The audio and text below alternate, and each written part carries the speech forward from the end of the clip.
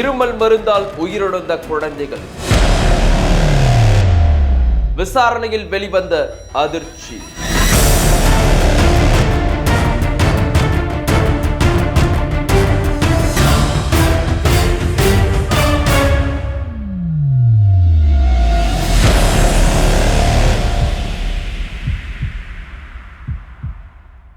மத்திய பிரதேசம் மற்றும் ராஜஸ்தான்ல கோல்ட்ரிப் இருமல் மருந்து சாப்பிட்ட 26 குழந்தைகள் அடுத்தடுத்து உயிரிழந்தாங்க. இந்த மருந்து காஞ்சிபுரத்தில் இருக்கக்கூடிய ஸ்ரீசன் பார்மாசூட்டிக்கல் நிறுவனத்துல தயாரிக்கப்பட்டிருக்கு. இந்த தொழிற்சாலையில மத்திய மாநில அரசுகள் 2 ஆண்டுகளா சோதனை செய்யாம இருந்ததால அந்த நிறுவனம் தொடர்ந்து முறைகேட்டில் ஈடுபட்டுள்ளதா தெரிய வந்திருக்கு.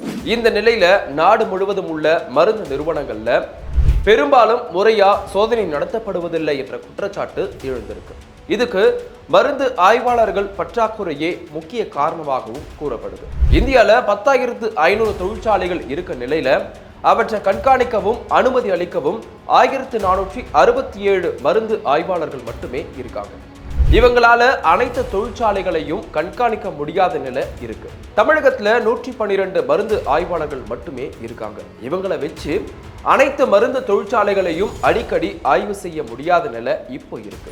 இப்போ மட்டும் இல்ல, இதுக்கு முன்பும் இது போல உயிரிழப்புகள் ஏற்பட்டிருக்கு. உள்நாடு மட்டும் இல்லாம வெளிநாடுகள்லையும் உயிரிழந்த எண்ணிக்கையை பார்த்தா 100க்கும் அதிகமானவர்கள் இறந்திருக்காங்க. இதுல 80க்கும் மேற்பட்டவங்க குழந்தைகள். வெளிநாடுகளுக்கு ஏற்றுமதியாகும் மருந்துகள் மட்டுமே மத்திய மருந்து கட்டுப்பாட்டுத்துறை ஆய்வகத்துல பரிசோதனை செய்யப்படுது. அதுல தரம் உறுதி செய்யப்பட்ட பின் வெளிநாடுகளுக்கு ஏற்றுமதி செய்யப்படுது. ஆனா உள்நாடுகளில் தயாரித்து விற்பனையாகும் மருந்துகள் முறையா பரிசோதனைக்கு உட்படுத்தப்படுவதில்லை என்ற குற்றச்சாட்டு பரவலா இருந்துட்டு வருது. அதன் எதிரொலியாகவே இத்தனை குழந்தைகள் உயிரிழந்ததா பார்க்கப்படுது. மற்ற விஷயங்களை வளர்ந்த நாடுகளை முன்னுதாரணமாக கொண்ட இந்தியா இந்த விஷயத்திலையும் கூடுதல் கவனம் செலுத்த வேண்டியுள்ளதா பலர் குறிப்பிட்டாங்க.